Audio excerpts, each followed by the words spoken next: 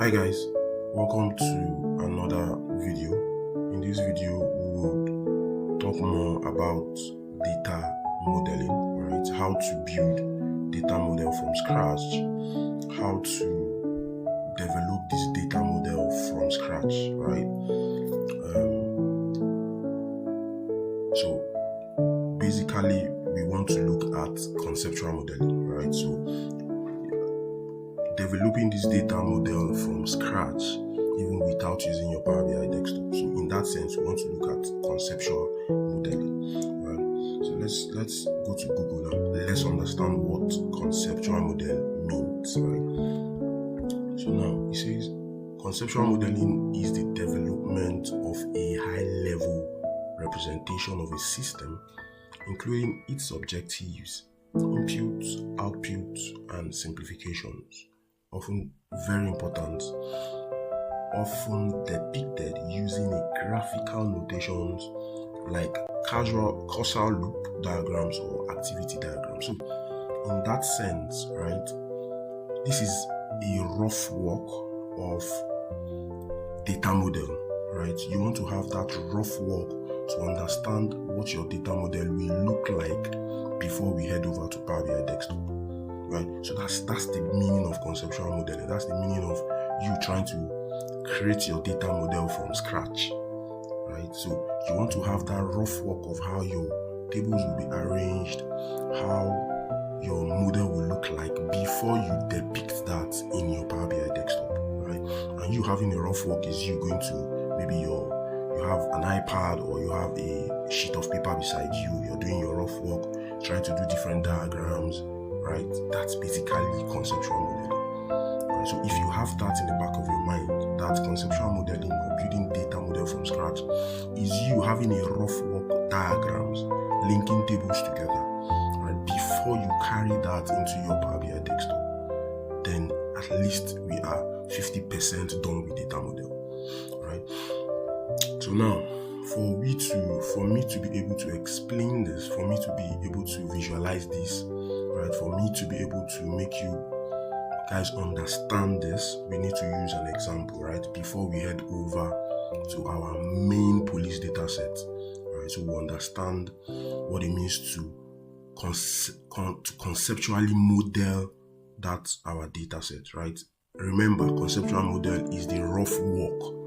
Right? We are not doing anything in our Power BI desktop yet. We just want to have a rough work of how our data model will be, right? By using diagrams. Now, let's head over to this. Now, as I said, before we would go into using our guided project data set, the police data set, let us use this simple data set to practically explain what it means to model your data conceptually, to have a rough work. Now, when you have a data set like this, always, right, so far you are treating data modeling, right, there are two things that are important: your fact table, your dimension table, right? How do you want to remove your dimension table away from your fact table? This is the most important thing in data modeling. How do you want your dimension table to stand alone and then connect to a fact table? How do you want series of dimension tables to stand alone and then connect to fact tables? Right? Now, the next thing you want to ask is, Austin, please, what is a fact table? What is a dimension table? Since you've been talking about dimension and fact table, right? Now, for me to explain that again, I will still bring another visual for you to understand better. So hold on, I think I had that. I think it's this. I hope this is it. Oh, I studied. No, this is not it. I'm sorry. So this is this. Yes, this is what I want. Yes. So let me increase it so everybody will see. So now, remember, as I said, there are two things when you have a data set and you want to model that data set. You want to conceptually model that data set, right? It's always looking at how to remove dimension tables away from fact tables, right? Or how to establish your dimension table on how to establish your fact tables. That is you modeling your data sets, right? Now, we would get into more of the structure in terms of, okay, when you have gotten your dimension tables, how do you arrange these tables? That's where you have like star structure, star schema, what you're seeing here, or snowflake schema, and the rest, right? But we'll get into that as we move on, maybe in our next video, right? But in this video, we want to understand, how do we see dimension tables? How do we see fact tables? Now, a dimension table is a standalone table, right? A standalone table, that it means that every column in that table, remember guys, we are dealing with dimension and fact table, right? Now, you have a whole data set and you want to model that data set. It means that you want to be able to establish a dimension table out of that data set and a fact table out of that data set, right? Now, we are now saying that a dimension table is a standalone table that has all other columns in that table describing the primary key column. I hope that makes sense. Now, in that sense, notice that this dimension table here, the time dimension table, every other column. So what this means is the day column, the month column, the quarter column, and the year column. Every column here describes the time ID,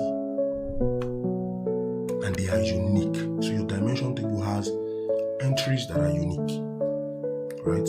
Now, notice this location dimension table. Every column is speaking to our location ID. So let's say we have a column that has location ID 100. So because of that location ID 100, we need to know the location name, right? The next column is still location name. We need to know the state, or the location state basically, or state that has that location ID, right? We need to also know the pin code that has that location ID. So every other column describes your primary key column in a dimension table. That's how you know a dimension table. And every entries in a dimension table are unique. They don't have duplicated rows. That's how you know a dimension table, right? Now, for a fact table houses different primary keys and then a numerical column. And most of the time, a fact table has multiple entries or multiple rows or duplicated rows. Right? I hope I've been able to explain this, but we'll visualize it with this example and then everybody will understand. But it's important that you understand a dimension table and then a fact table. Now, all these things I've said, let's see how we'll implement it in our example here. Right? Remember, let me reiterate, a dimension table has other columns, all other columns in a dimension table describes the primary key column. I give an example of this, where we have our primary key here to be location ID, right? But every other column in this table, this is a table, every other column, name, state, pin code, still describes the location ID, right? So let's say if I have a product table, in that product table, I have a product ID column, right? Product ID 1, product ID 2, product ID 3. Definitely, I'm supposed to have a product name table, rather a product name column, right? And now if I say name column or product name, the name will still describe, is still buttressing the product ID. So if I'm saying product ID 1, what name of the product has product ID 1? Maybe a Chanel bag. What name of the product has a product ID 2? Maybe a Louis Vuitton bag, right? So that's like a dimension table. And if every entry on that table is not duplicated, that's a dimension table. So let's look at this. I've spent a whole lot of time explaining dimension table. Now let's look at this data set. Take for instance, this is our police data set, right? But in this sense, we have we're talking about students and courses and assignment and scores, right?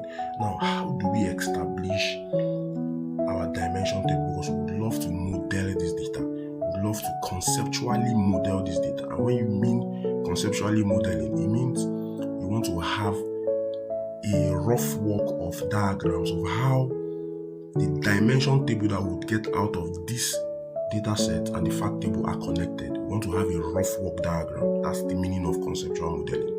Right? So now, what I would ask myself is, okay, Austin, you have a student ID column, you have a first name column, you have a last name column, I have a course title column, I have an ID column that still speaks to the course title, I have an assignment column, I have a scores column, right?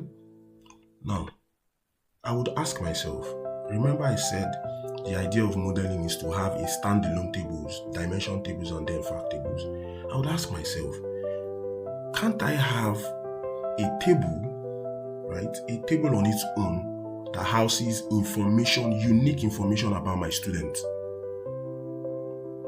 That's the first question that will come to my head. Yes, I can do that, right? So having a table that will just house the students, their first name, their last name, that's all, right? So let's do that. So if we want to have that, we'll just copy it. So that's the first question you ask yourself, right?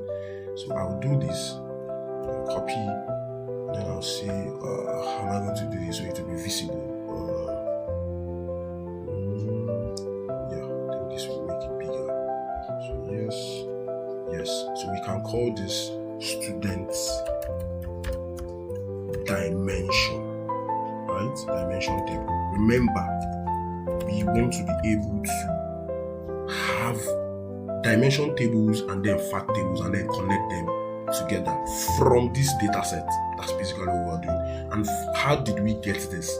We just said, okay, Austin, is it not better for us to have our own dimension table that will just speak to student ID? Remember I said the dimension table, every other column describes the primary key, and in this sense, this is a primary key column, right? Because student ID signifies a unique identification of a student.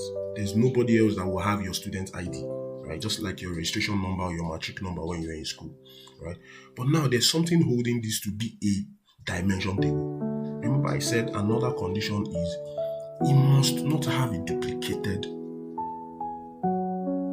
row or entries or records, right? But if you notice, we have Austin appearing almost 3 times. We have only Mercy's not duplicated. We have Ben Toby appearing, Nonso Chukura, Daniel Friday. So what we'll do to make this a short dimension table is for us to remove duplicates, right?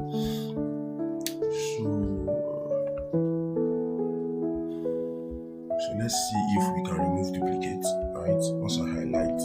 So remove duplicate from yes, everything. I need everything to remove if he has duplicated entries. Yes, 7 duplicates found are removed. So we have 5 unique. Now, guys, notice we've been able to successfully have a standalone dimension table out of this data set called a student's dimension table. Why? Because we know that anywhere you go in this data set, Austin Tochukwu will definitely be the person that has the student ID 101. I hope that makes sense. I hope I've been able to explain this in fact in the barest terms, right? Remember, when you are trying to do your data modeling, you are trying to figure out dimension tables and fact tables and how you're going to connect them.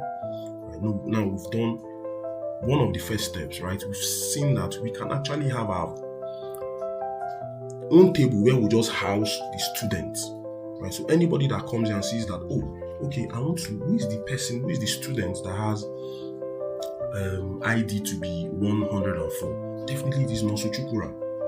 So even if you go in the main sheet where you have duplicated values, Nonso Chukura would definitely have a student ID 104. Now, there's another thing we can also do. There's another table we can also create from these sheets, right? If everybody's following, there's another table, there's another dimension table we can create. And that dimension table is a cost table, right? So I can create a dimension table called a cost dimension table, right? So let's say we had different series of courses here, right? I would have just collected my cost table or copied my cost table and the ID. Remember I said when you're having a dimension table, every other column describes the primary key. Now notice that Austin is telling us that the first name of the student that has 101 is Austin. The last name of the student that has 101 ID is Toju. So everything describes this primary key. Now, for we to have our own course table, course dimension table, we need to do this, right? Course and then the ID, because this ID is telling us that, oh, the course ID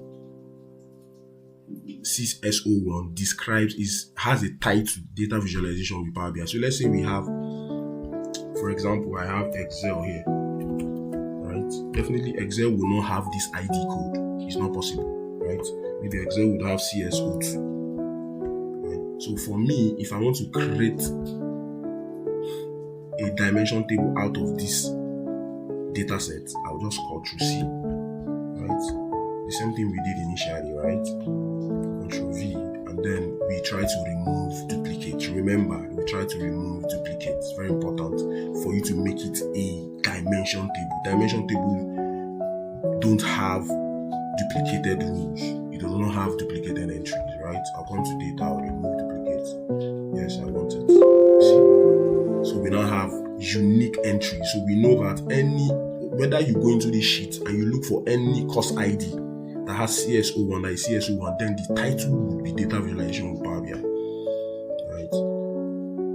So that's the idea. That's the idea. So I think I'm even going to leave it like this. Right? Because normally if I fix data visualization with Power BI, it's going to still be CSO1, right? We just have only one record. So let's leave it like this. But you can still tell me this. Okay, this is too much. Yeah, so we can call this course dimension. So instead of dimension, we can just leave it like the course dime. I know everybody would understand. Right? Then now I'm looking at this, I'm seeing that there's nothing else I can take out from this as a dimension table, right? I hope everybody agrees with me on that. If you want to say you want to take out your assignment, where is the assignment identifier? Right? That's like the assignment ID that would signify assignment 1 to have assignment ID 02, something like that, right? So it's not really feasible to do anything on assignment column, right? But this is our short dimension tables, right? So let's be uniform. So if I'm calling this, let's just be uniform. Everybody understand what this means. So let me make it good. Yes. So now, remember I said two things: dimension tables, fact tables. And I said I've explained a lot on dimension tables, right? It must be standalone. It must have columns that describes the primary key, and then it must not have duplicated rows, right? Those are the two conditions I give, or rather 3 conditions, or many conditions that I give. Now, what about fact table? Remember from our pictures, guys, right? We said a fact table houses the primary keys of the other dimension tables, and then numerical columns alongside it. So if you look at this picture, this fact table here houses item key, which is a primary key in the item dimension table. But here we'll call it a foreign key. You know when somebody says, I'm a Nigerian, but I'm in a foreign land, the UK, right? So when I go to the UK, I'm definitely in a foreign land. So that's like me having a foreign key.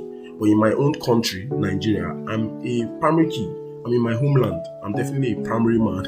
I'm definitely a primary key. That's what this means, right? When you see primary key, it means that, okay, this item key, it is on its own land. It is on its own table designated for it. But when you are saying item key in another table, it means it will be a foreign key in that table. That's like the literal meaning.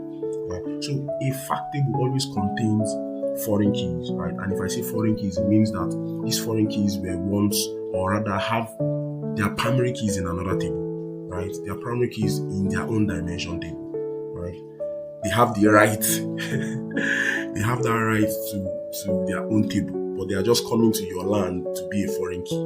I'm just playing with this terminology so that it will stick, right? So in this sense, a fact table always houses a foreign key and then columns that are numerical, columns that you can measure, columns that you can do aggregations over, right? That's what a fact table measures. That's what fact table that's what fact table contains, right? So now, if I've said all these things, that one, a fact table contains columns that you can measure, that are numerical, that you can aggregate over, and then foreign keys. And if you're saying foreign keys, it means that these foreign keys are primary keys in other dimension tables, right? Now, and we've seen this, that this fact table contains quantity sold column, amount sold column, average sales. These are columns that you can, this is like an aggregated function or aggregated column. These columns that you can measure, right? But all these are foreign keys, meaning they are primary keys in other dimension tables. Now let's look at this. Now in this data set, what would you call your fact? Right? Remember I said fact table contains columns that you can measure. In this sense, every other columns here are kind of descriptive apart from our identifier columns, right? This ID and then student ID. But every other columns are descriptive. They are text, they are descriptive, they are categorical, right? Not more of categorical, but they are descriptive, right? Now, in that sense, the only thing I can measure here is my scores column. So definitely, right? I would have a table that would contain scores in my fact table. I will have a column rather that has, I'll have a table, a fact table that will contain my scores column, right? Because in that sense, remember one of the conditions are the fact table contains columns that are measurable, that are numerical, that you can do average function, average whatever, sales, sums, total, or something over, right? We can do that here. We can have our total scores, we can have highest scores, we can have average scores, right? So definitely we need to have scores fact table. I hope I've been able to break this down, right? Because we use all these concepts in our main guided project. Now, for me to do that, I can as well come and say, okay, how do we do this? How do we do this? How do we do this? How do we do this? Remember, guys, remember that your fact table must have foreign keys and then columns that you can measure, right? Now, in that sense, I would say I want to have this. I want to have this. And remember, fact tables are not necessarily unique. They don't have unique entries. They are not necessarily going to have unique entries because we are going to connect to them, making most of our relationship to be one-to-many. So I would come and say, I need this. Right? It's very important that we have it. So I'm trying to create my fact table now. So we can as well call that fact table scores table, right? Because we are measuring scores. Very important. I hope I've been able to break this down. So student's ID will be there. Remember, using our picture, remember, fact table must have a foreign key, and these foreign key are primary keys in their own rightful tables, right? So in this sense, if I'm calling student's ID is a primary key in its own table, which is student's dimension table, right? But in this sense, we are not removing duplicates because it's a fact table we are trying to create. So we can call this a scores fact. Yeah, let's leave it like that so everybody understands. So student's ID, the next thing we are looking for another ID, which is our course ID. Control paste. Right. Next thing that we basically need to look at, so we have this assignment column as well, right? And then definitely most important, our scores column. Okay. So let me make this bold. Yes. So guys, with this we've been able to break this sheet into different beautiful tables, right? Individual tables. We've been able to break it, right? We've been able to get our student dimension table. We've been able to get our course dimension table. And we've been able to get our scores fact table. So with this, we can be able to relate different tables together. This is we conceptually modeling our data from rough work, right? Now, for we to make it in a graphical form, right, to make it more conceptual, right, let us create a new sheet, right, and then let's try to go to insert and then go to smart art. So we'll make it so that everybody will see what we are trying to do from scratch. So this is we trying to play with our data set, and then when we have this here, we can have that idea of what we want to do in our Power BI desktop. So if I come to relationship, let us use something like this, diverging, basic radial there. So let's use this. So now remember guys, this is our fact table, and using this picture, notice that every dimension table are connected to the fact table because of our primary key is here, and then this primary key is a foreign key in this table, so we'll be able to connect them together, right? So that is what we want to do. So we've been able to establish that our scores fact is our fact table, right? Fact. Let's do this. Right. And then I can remove this. Don't do this. I think we just have two tables, right?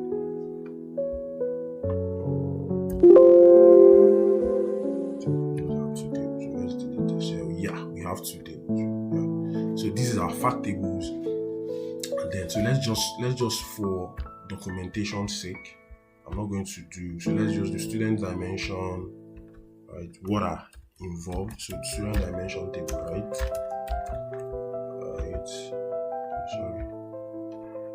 Student dimension table. So what is under our student dimension table? Definitely our student ID, right? What is under, what else? I think our first name column, right? And then our last name column. See how we've been able to very beautiful, right? We've been able to segment everything individually, right? So I think our next table is our cost dimension, right? Because we've been able to remove duplicates. So what we have is our cost title. We can as well just do ID first, and then remember guys, right? ID, cost title, first name, last name, student ID. We've done that. Cost title,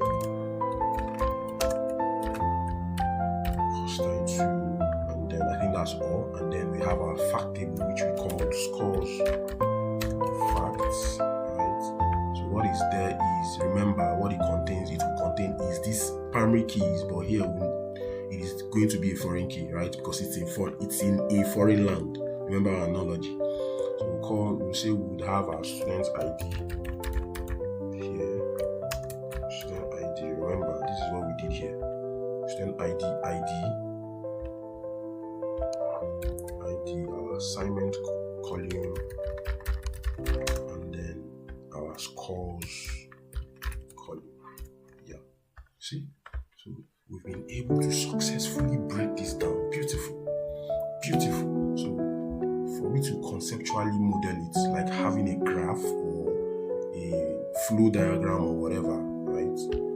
Just do this. We can name this cost, right? And then cost dimension. Then we can come here and name this student dimension. Yeah, guys. Voila, we have our conceptual model. So in this sense, we've known this, right? We can be able to work with this in our main Power BI desktop, right? So now the question is, how do we do this practically? How do we use different data transformation methods, right, to make us have individual tables, to make us have individual dimension tables, to make us have fact tables? We'll see all this as we move on, right? So, but the main thing is you now understand why it's very important to break your tables, to have individual dimension tables and then individual fact tables, right? So that you'll be able to connect them. Now, what is making these things connect is because of the relationship of the student ID that is also housed in our fact table, the course ID that is also housed here. That's why we can connect these three tables together. It's very important. Now, let us go to, before we round off, let's just talk about how we can implement this in our guided project data set, right? Let me go to sheet 3, right? So I would explain so that everybody will understand. So we'll go to transform data again.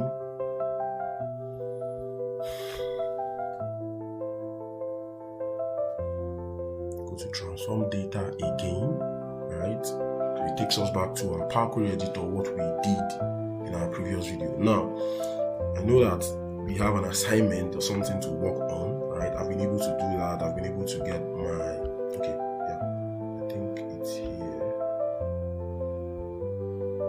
Yeah, I've been able to do my quarter year. I've been able to do my financial month. Right? These are the asks. I've been able to extract my year column, right? So you would need to do the assignment before you get to the conceptual modeling so that you would understand, so that you'll be on the right track. It's very easy, very easy. Just follow the steps and then you'll be able to get this. Remember, what you are doing is you are working on your crime data set, right? The one we renamed crime data set. So everything you are doing would be here. You would extract your year. Extracting year from this column, financial year. We just want to have our 2012 alone, standalone. And then we will now get our quarter year. Quarter year means you want to merge your year column that you got plus what we have here, financial quarter, right? So when you merge them, it becomes like this. Most people, if you use the code, right, that was supplied or have made available for us, you would have 0 at the back of this, right? But I used another method to arrive to this. Then your financial month is your conditional column, where you do if this is this, if this is this. So I think the ask was to add column, and then you go to conditional column to create this. So now, voila, when you have these 3 columns, then you are good. Now, how do we now conceptually model this data from scratch, right? How do we do what we did with that initial data set that I gave everybody? Now, I'm looking at something, guys. Be attentive. Remember that we have 2 data sets here. We have geodata, which is basically talking about region, right? And if you've gone through your data dictionary, you would understand that this ONS code is the unique identifier that signifies region and then first name and CSP name, as the case may be, right? In this data set, in this sheet, in this view. Then, but now, how do we? I'm seeing a whole lot of columns. How do we now separate this? How do we just have it in our head without even doing any calculations? How do we have something like this? Right? How do we separate it like this? Right? That's the question that will come to your mind, right? That's you trying to conceptually model your data. Now, I'm looking at, these are the questions that we'll ask. I'm looking at financial year, financial quarter, what else again? Looking at year, quarter year, financial months. All these are related to dates, right? If you are smart enough, you'd understand that, okay, since we have all this, and notice that now you start asking yourself, okay, if I want to bring all my dates to one table, right? What is now the primary key of that date table? Guys, I hope you are with me, right? If I'm of the opinion that I want to bring my student table, remember that we did our student ID to be our primary key column, right? So now let's say in this sense, if I want to bring all the year column, right, everything related to year, in just one table, to have it a dimension table, right? To make it to be a dimension table, what will now be our primary key? That's the question. Now, your primary key would be your quarter year, right? That is why the ask was to get a quarter year column. Why? Why do I say our primary key will be a quarter year? Now, do you remember that we said primary keys in a dimension table must be unique? It must not be repetitive, right? It must not be duplicated. Now, if I say the first quarter of 2012, you already know what it means, right? It is not duplicated. The first quarter of 2012 from this data set. Remember, go through your data dictionary. Normally, if you say first quarter of a year, it is always January to March, right? Second quarter, April to June. Third quarter, July to September. Fourth quarter, October to December, right? But in this data set, if I've gone through your data dictionary, it says the first quarter should start from April to June. If you've gone through your data dictionary, you understand that. So if I say first quarter of, this means quarter year. If I say first quarter of 2012, definitely what comes to mind is April to June. It's not repetitive, right? If I say second quarter, if I even say first quarter of 2013, you know that it is April to June of 2013, right? That's why we had to do this, so that we would have a unique, an entry that will not be duplicated.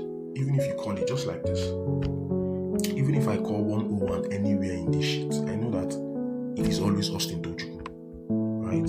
Just like this, if I call first quarter of 2012, but initially we did not have this column, right? We had to merge columns to get this, because we noticed that if we use 2012, 2013 as a primary key, it's going to be repetitive, right? You have a lot of months in 2012, 2013. So which one are you talking about? If you are saying 2012, 2013, I have January in 2012, 2013. I have February. Do you understand? Right? So that is why we felt, okay, if we have a financial quarter, right? Even if you say, okay, first quarter in 2012, 2013, right? First quarter in 2013, 2014, right? First quarter. So we needed to merge them so that it will be unique, right? So we would explain this as we move on. So in that sense, first of all, what you understand that your quarter year will be your primary column. So let us bring that out. So let us just do it like this. So we'll say we have a date dimension, right? We have a date dimension where our quarter year. So let's have like a signifier. So I'll come here and I'll say primary key. So everybody understand. So I think the next column can be year, then financial month. Year, financial month. So it's very important that you understand what we are trying to do. So we are trying to bring out dimension tables, right, from our main police data set. So this is what we will do. We'll try to see how to transform our data to have this rail in our Power BI desktop. But for now, we are just conceptually modeling the data. So the next thing that is related to date in our crime data set is, I think, financial quarter and financial year, right? So we would have that. So financial quarter.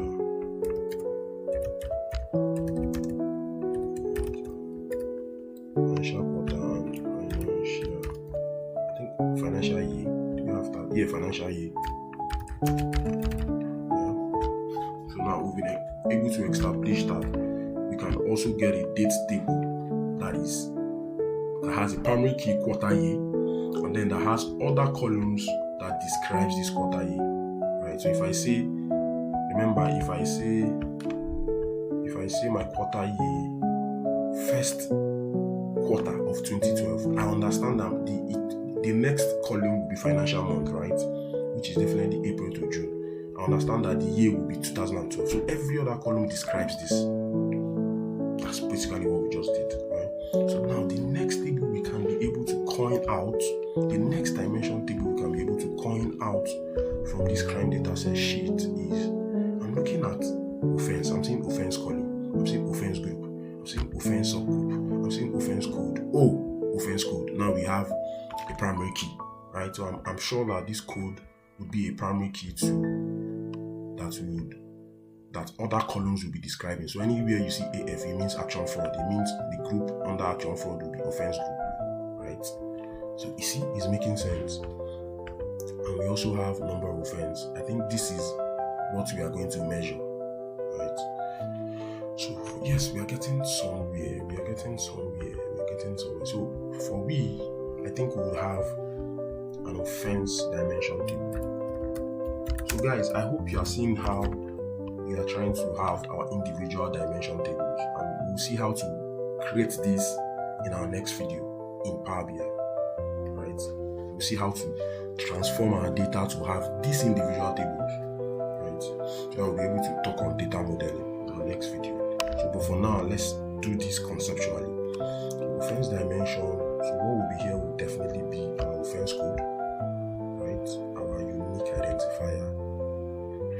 offense code.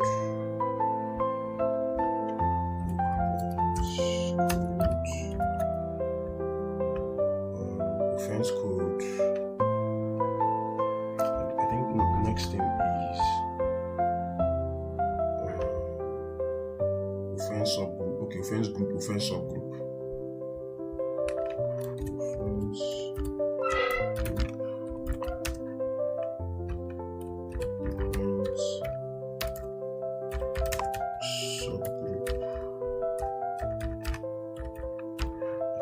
Next column that is related to offense is offense description. Yeah, offense description. Yes, offense description. Guys, don't get confused. Remember that we are still doing the line of this, what we did here, right? So what is our primary key here? It is our offense code. Yes.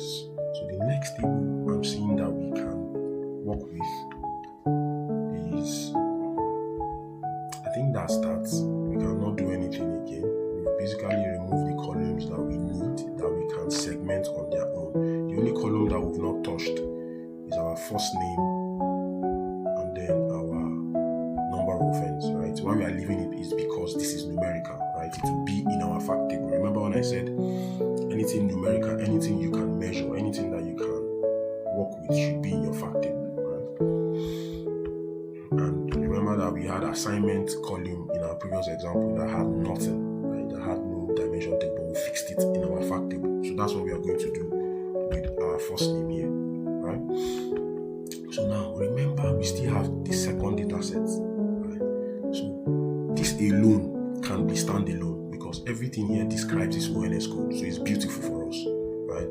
So first name means that we have a force under the region, Southeast region, that has this code, right? So we can definitely just create our location. We can call this location table because this is already set for us, right?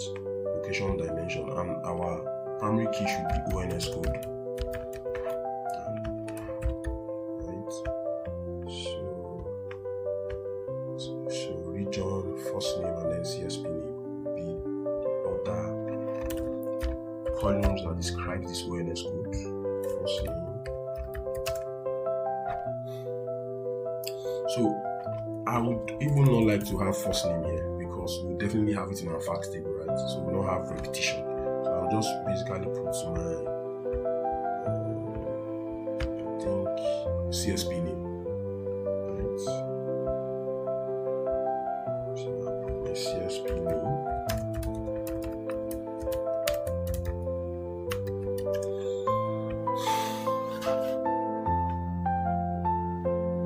CSP name. Yeah, I think that would be okay. So we have ONS code that will be unique. All this will be unique when we do it in our Power BI desktop. We'll understand that every entry here will be unique. There will not be duplicated value. So ONS code, region column, CSP name, and then first name. So let us do our fact table now, right? Our criminal fact table. Let's do it here. So we can call this criminal or crime fact. Right? Crime facts, yes. So remember we have our date dimension that we segmented dimension tables that contains dates. Right? And we'll try to make this unique in our Power BI desktop. We've also segmented our offense, anything that talks about offense, and we have the unique identifier offense code. We also segmented anything that talks to region, so we name the location, right? We have our unique identifier to be ONS code, region, CSP name. I hope I'm not missing anything. ONS code, region, CSP name, yeah. So now let's do our fact table. So first thing that will be here in my head, I'm going to have my quarter here. Yeah. Why is it going to be here? I'll term it foreign key. A foreign key because it has a primary key. Its rightful table is the date dimension, where it's the primary key. It's on his land, right? Remember the example I gave initially. Right, then the next thing that will be here will definitely be our offense code.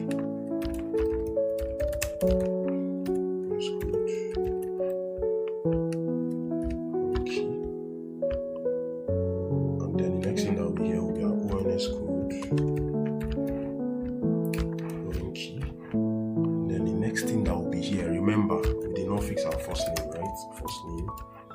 Then let's go back to our crime sheet, right? So we've been able to, so first name, and then the next column that will need to be housed there is number of offense, right? Because it's a numerical column. So we'll now put number of offense, right? You see how we've been able to, so this is we modeling our data. We've been able to coin out fact table and then a dimension, 3-dimension tables, three beautiful dimension tables, right? So now notice that we can be able to connect these tables with primary key to foreign key, ONS code, primary key to foreign key, offense code, primary key to quarter A code, primary key to quarter A, right? We can connect these 3 tables now to give us beautiful insights. Now let us make this to be in a graphical format, right? To make it more conceptual. Go to inside. So I think I'm doing this. This is one of your assignments, right? So go to Smart Ads. Go to just choose relationships. So let's use diverging. Yeah, so we can just call this our crime facts. We can call this date dimension. We can call this offense dimension. I think we can call this location dimension as well. Yep. Yeah, we can do that. So we don't need this.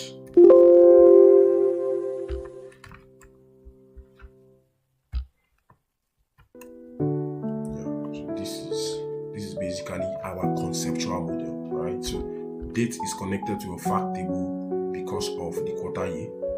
Offense is connected to this fact table because of the offense code that is housed in this fact table, right? As a foreign key. Location is connected to this fact table because of the ONS code that is housed in our fact table as the foreign key. And then we have the first name and then number of offense, right? So if you remember all the rules that I gave as per dimension and fact table, you would understand what we just did, right? So this is one of your assignments. I hope that I've been able to explain, you'll be able to replicate this, and I hope that you now understand the basis of modeling your data.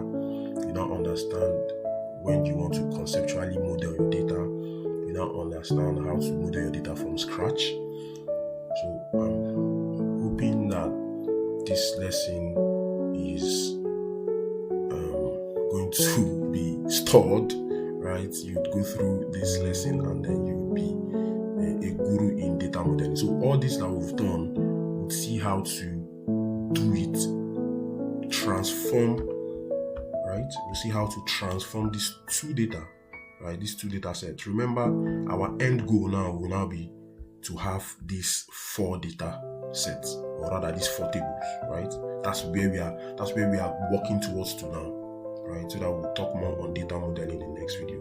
So our end goal is to have these 4 tables in our Power Query, right? We want to have new tables that would help us with our data modeling. That's basically what we are trying to do. But for now, we've been able to conceptually model our data. We've been able to conceptually model this data, rough work. So we now have an idea of what we are going to do in the next video, right? We now have an idea that we are going to break all these tables, these 2 data sets, into 4 different tables. That's the end goal, right? So that's you doing the rough work, doing the normal schematic rough work to get how you are going to work on your data sets, right? So as I repeat, I want to reiterate, our end goal now is to see how to get date dimension table, offense dimension table, location dimension table, and crime fact table. That's basically what we'll do moving forward. But for now, this is us understanding conceptual modeling. We've been able to do the rough work, and then we'll see how to implement it in Power BI desktop. So thank you and do have a nice day. We'll see you again.